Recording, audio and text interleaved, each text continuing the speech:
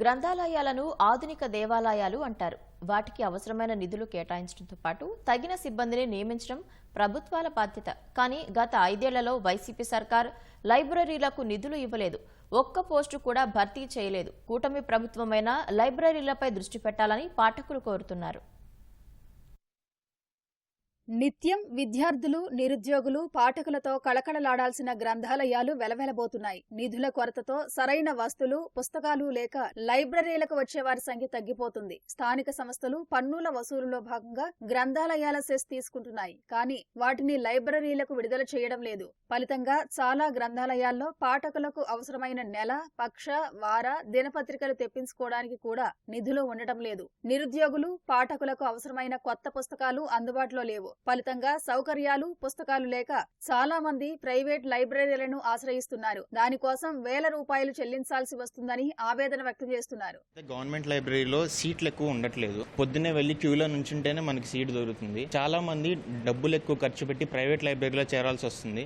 అక్కడ మీరు చూసుకుంటే 1500, 1800 ఇంచుమించు 2000, 3000 వాటికే మాకు ఖర్చు అయిపోతున్నాయి. వసతి అది ఏర్పాటు చేసుకుని తిండి తిప్పలు లేక ఇలా ఉండాల్సి వస్తుంది. చదువుకోవడానికి వీలుగా వసతిని ఏర్పాటు చేయండి. చాలా లైబ్రరీస్ లో బుక్స్ అనేవి అన్ని అందుబాటులో లేకపోవడం నేను గమనించాను. మా ఇల్లు ఎంత దూరంలో ఉన్నా సరే నేను ఇంత దూరం వచ్చి ప్రైవేట్ లైబ్రరీలో చదువుకోవాల్సి వస్తుంది. బుక్స్ అన్ని అవైలబుల్ గా పెట్టి ఇంకా మ్యాగజైన్స్, న్యూస్ పేపర్స్ డైలీ మనకి అందుబాటులో ఉంటే అందరికి చాలా ఉపయోగకరంగా ఉంటుంది. ఇల్లు తలుపులు మూసిస్తే ఎవరు వెళ్తారు? తలుపు తీసుంటే ఎవరో ఉన్నారు అక్కడ ఏదో ఉంటదని చెప్పేసి ఎవరైనా వెళ్తారు. అలాగే లైబ్రరీ అని ఉంటేనే అందులో బుక్స్ అవైలబుల్ ఉంటాయి, ఫండ్స్ ఉంటాయి, అన్ని ఉంటాయి. పిల్లల నుంచి పెద్దల వరకు అందరికీ అందుబాటులో ఉండే బుక్స్ మాత్రం లైబ్రరీలో ఉండేటట్టు చూస్తే గవర్నమెంట్ చాలా యూజ్ అవుతుంది అందరికి. చాలా మంది ఆస్పిరెంట్స్ చదువుకోవడానికి ఇంట్లో పరిస్థితులు లేక లైబ్రరీకి రావాలనుకుంటారు. కానీ గవర్నమెంట్ లైబ్రరీస్ లేకపోవడం, దాంట్లో ఇన్ఫ్రాస్ట్రక్చర్ లేకపోవడము, అలానే బుక్స్ అవైలబిలిటీ, న్యూ ఎడిషన్స్ లేకపోవడం, కావాల్సిన బుక్స్ లేకపోవడం వల్ల అందరూ ప్రైవేట్ లైబ్రరీస్కి అందరూ రావాల్సి వస్తుంది. ప్రతి కాన్స్టిట్యుయెన్సీకి ఒక లైబ్రరీ ఉండాలి. ఆ లైబ్రరీలో లైబ్రరీ పోస్టులు ఓపెన్ చేసి అందరిని నియమించి కొత్త బుక్స్, ఎడిషన్స్ అన్ని అవైలబిలిటీ, కాంపిటేటివ్ ఫీల్డ్ కి ఏ బుక్స్ అయితే అవైలబిలిటీ కావాలి, అలానే ఓల్డ్ ఏజ్ పీపుల్ కి ఏ బుక్స్ కావాలి, చిల్డ్రన్స్ కి ఏ బుక్స్ కావాలి, సపరేట్ చేసి కొంచెం ఇన్ఫ్రాస్ట్రక్చర్ అన్ని చూసుకుంటే మంచిది. రాష్ట్రంలోని అన్ని ప్రాంతాల్లో డిజిటల్ లైబ్రరీలు ఏర్పాటు చేస్తామని జగన్ ఇచ్చిన హామీ అమలుకు నోచుకోలేదు. దానికి కావలసిన మార్గదర్శకాలు కూడా వైసీపీ సర్కార్ విడుదల చేయలేదు. గ్రంథాలయాల్లో 1012 పోస్టులు ఖాళీగా ఉన్నట్టు గుర్తించినప్పటికీ భర్తీ చేసే దిశగా మాత్రం వైసీపీ సర్కార్ అడుగులు వేయలేదు. ఫలితంగా ఎన్నో ఆశలతో లైబ్రరీ అనుబంధ కోర్సులు చదివిన వారికి నిరాశ తప్పలేదు. మెగా డిఎస్సి లాగానే గ్రంథాలయ ఉద్యోగాలు భర్తీ చేయాలని నిరుద్యోగులు కోరుతున్నారు.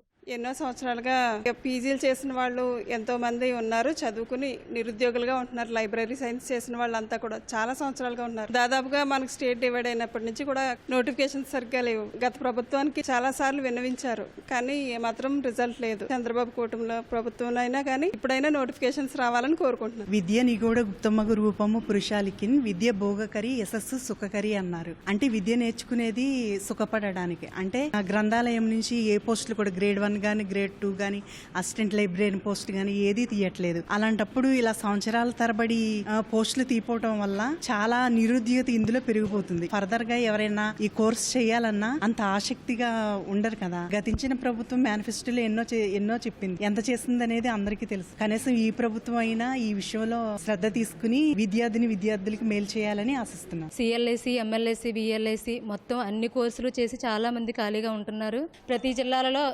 ఇంచుమించు 150 అలాంటి పోస్టులు ఉన్నాయి, కానీ ఎవరూ పట్టించుకోవటం లేదు. గత ప్రభుత్వంతో చెప్పారు చాలా మంది, పుస్తక నిక్షిప్త కేంద్రాల వాళ్ళు వెళ్ళి కూడా చెప్పారు, ఎవరో పట్టించుకోలేదు. డిజిటల్ తీస్తామన్నారు, అవి కూడా ఎవరో పట్టించుకోలేదు. ఇక నుంచి అయినా డిజిటల్ అయినా పర్వాలేదు, స్కూల్స్ అయినా పర్వాలేదు, డిఎస్సితో పాటు ఈ లైబ్రరీ పోస్టులు భర్తీ చేస్తారని మేము కోరుకుంటున్నాం. ప్రస్తుత సాంకేతిక యుగంలో పుస్తకాలు ఆఫ్లైన్ తో పాటు ఆన్లైన్ లోనూ అందుబాటులో ఉంచాల్సిన అవసరం ఉంది. ఈ దిశగా కూటమి సర్కార్ చర్యలు తీసుకోవాలని పాఠకులు, నిరుద్యోగులు కోరుతున్నారు.